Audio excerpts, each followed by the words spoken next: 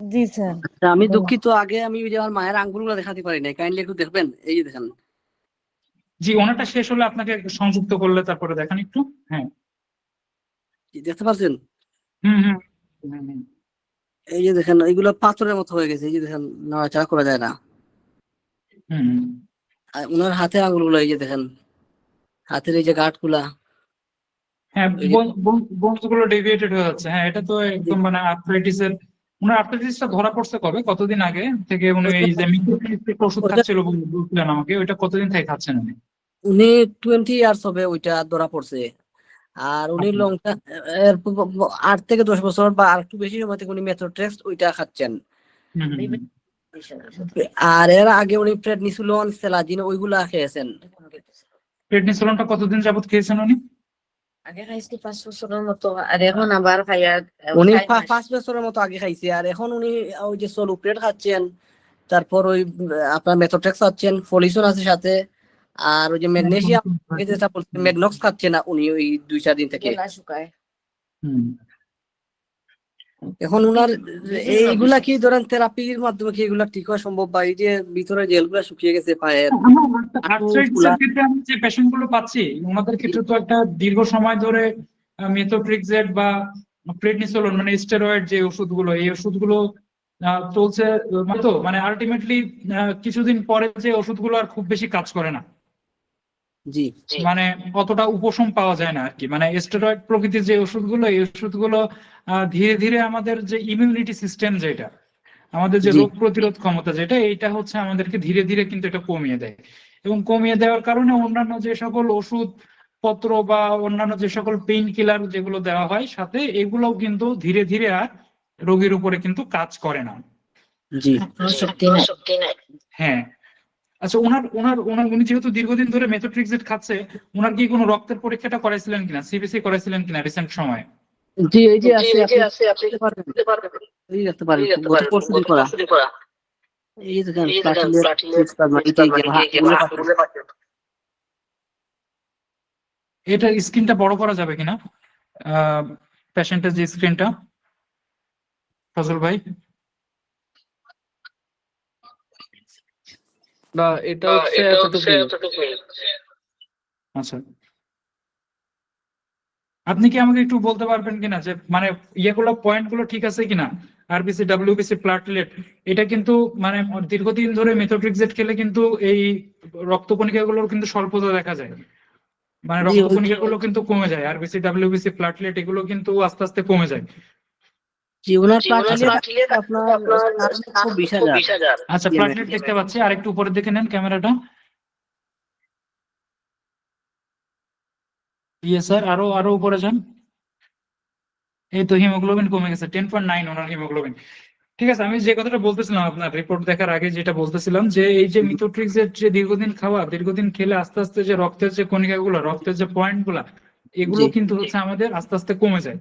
পাশাপাশি হচ্ছে আপনার রোগ প্রতিরোধ ক্ষমতা কমে যায়, এবং লিভারের উপরেও কিন্তু একটা হিউজ ড্যামেজ কিন্তু হচ্ছে করে মিথোট্রিক্সের।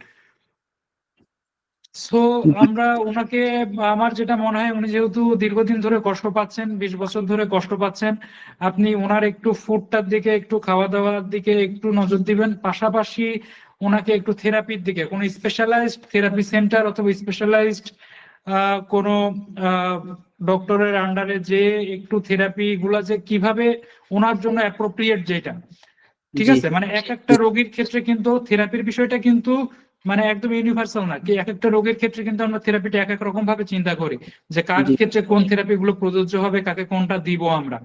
জি তো সেক্ষেত্রে আমার কাছে মনে হয় যে ওনার এজটা কত বলছিলেন, বয়স কত ওনার বলছিলেন আপনার মায়ের? 60 বছর বলছিলেন। তো ওনার যে বয়স, এই বয়সের পেশেন্টের ক্ষেত্রে এমনি আমরা একটু কিডনি, লিভার এগুলো একটু কিন্তু ড্যামেজ পাই। সো সেক্ষেত্রে ওনার এগুলা পাশাপাশি ভালো ওনার আছে। ইমিউনিটিও কমে যাচ্ছে, ব্লাড সেল গুলোও কমে যাচ্ছে। তো আমার মনে হয় ওষুধ যতটুকু না হলেই না, সেটুকু চালাতে হবে। পাশাপাশি থেরাপি গুলোর দিকে আপনাকে কিন্তু একটু জোর দিতে হবে। আবার যেহেতু উনি পোস্ট মেনোপজাল ওমান, ঠিক আছে, যে জি পোস্ট মেনোপজাল যে ওমেন গুলো, মানে 50-এর পরে আমরা যে মায়েদের বোনেদের যাদের আমরা পাচ্ছি, তাদের জি। ক্ষেত্রে কিন্তু অটোমেটিক্যালি আমরা হচ্ছে ক্যালসিয়াম এবং ভিটামিন ডি কিন্তু এই 50-এর পরে যে স্পেশালি মেয়েদের ক্ষেত্রে আমাদের মা বোনের ক্ষেত্রে এটা কিন্তু আস্তে আস্তে ক্রমান্বয়ে কমতে থাকে, ডিক্রিজ হওয়া শুরু করে। জি। তো সেক্ষেত্রে আপনি একটু থেরাপির প্রতি জোর দেন, আর হচ্ছে স্টেরয়েডটা যতটা কম ইনটেক করা যায়, যতটা কম নেওয়া যায় ততটাই ভালো। আর পাশাপাশি একটু ফুডটার উপরে একটু জোর দেন, যে খাবার দাবারটার প্রতি ওনার একটু জোর দেন। হ্যাঁ, আমি দেখতে পেয়েছি আপা, ওই আপনার যে পায়ের যে সমস্যাটা, এটা হচ্ছে একটা টিপিক্যাল রিউমাটয়েড আর্থ্রাইটিসের টিপিক্যাল ফিচার আর কি। মানে আস্তে আস্তে ইয়াগুলা রেসপন্স করতেছে না, এই জন্য ওনার যে জয়েন্ট গুলা, ওনার যে বোনস গুলা, এগুলো ডিভিয়েটেড হয়ে যাচ্ছে, বাঁকা হয়ে যাচ্ছে। ঠিক আছে, এটা আর একটা কারণ কিন্তু হতে পারে যে ক্যালসিয়ামের ঘাটতির কারণেও কিন্তু এরকম বাঁকা হয়ে যেতে পারে। এজন্য আপনি পাশাপাশি ওনাকে একটু ক্যালসিয়াম এবং ভিটামিন ডি সাপ্লিমেন্ট একটু যোগ করেন ওনার ওষুধের সাথে, আমার কাছে যেটা মনে হয়। বুঝতে পারছেন কিনা আমার কথা, বা আর কিছু জানার আছে কিনা আপনার?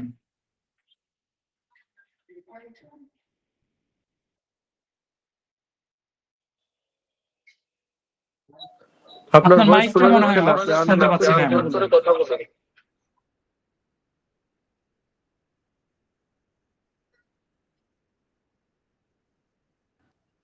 থেরাপি দিলে কি এগুলা ঠিক করা সম্ভব? জি জি, আবার একটু প্রশ্নটা প্রথম থেকে করবেন, কি জানতে চেয়েছেন? আমি জানতে আপনার মাইকটা চাইছি মিউট ছিল। থেরাপি দিলে কি এগুলা ঠিক করা সম্ভব কিনা? এসএস আপনি একটু বলুন। থেরাপির মাধ্যমে ঠিক হওয়া সম্ভব কিনা? হ্যাঁ, থেরাপির মাধ্যমে বিষয় হচ্ছে যে আমি তো আপনাকে অনেকগুলো ওয়ে বললাম, ঠিক আছে। এখন ওনার যে সমস্যাটা 20 বছর ধরে রিউমাটয়েড আর্থ্রাইটিস, এখন ওনার ক্ষেত্রে কিন্তু আমাদের একই সাথে অনেকগুলো বিষয়ের উপরে গুরুত্ব দিতে হবে। ধরুন একটা কাজ আপনি একজনে পারতেছেন না, দুইজনে পারতেছেন না, তিনজনে পারতেছেন না, তাহলে আমি 5 জনকে নিয়ে আসবো, 10 জনকে নিয়ে আসবো। এই জন্য ওনার ক্ষেত্রে কিন্তু সবগুলো বিষয়কে একই রকম ভাবে গুরুত্ব দিতে হবে। যেমন গুরুত্ব দিতে হবে ওনার থেরাপির প্রতি, তেমন গুরুত্ব দিতে হবে ওনার খাবার এবং ফুড নিউট্রিশন হ্যাবিটের প্রতি, এবং পাশাপাশি হচ্ছে ওষুধ যতটুকু না হলেই না। কারণ ওনার ক্ষেত্রে কিন্তু খুবই রিস্কি পেশেন্ট উনি, 60-এর পরে যেহেতু ওনার 60 অব্দিও একজন পেশেন্ট, উনি কিন্তু খুবই রিস্কি। এবং ওনার কিডনি পয়েন্টটা, পাশাপাশি ওনার লিভার ফাংশন টেস্ট যেটা, এবং ওনার সিবিসি, এই 3টা পরীক্ষা কিন্তু সবসময় একটু চেকের ভিতরে রাখতে হবে। অন্তত প্রত্যেক 2 মাস অন্তর অন্তর এই পরীক্ষাগুলো কিন্তু একটু করে একটু এনশিওর করতে হবে যে এগুলো ঠিক আছে কিনা। জি, আমি এত চেষ্টা এবং কি আপনি করতে যদি পারি, একটু সমস্যা থেরাপিটা কিনা? কন্টিনিউ করেন, তাহলে আপনার যে নার্ভ গুলা, যেগুলো যে হাতে বলছিলেন যে একটু ওয়াস্টিং হয়ে গেছে, হাতের মাসল গুলো ওয়াস্টিং হয়ে গেছে, এগুলোতেও কিন্তু আস্তে আস্তে আপনি থেরাপি করলে কিন্তু একটু ব্লাড সার্কুলেশনটা ভালো হবে। আপনি 100 ভাগ উপকার না পেলেও আপনি 70-80% উপকার এখানে পাবেন আর কি। যেহেতু আপনার ব্লাড সার্কুলেশনটা ভালো হবে এবং নার্ভ রুট গুলো একটু একটু করে স্টিমুলেট হবে। জি, থ্যাংক ইউ। ধন্যবাদ।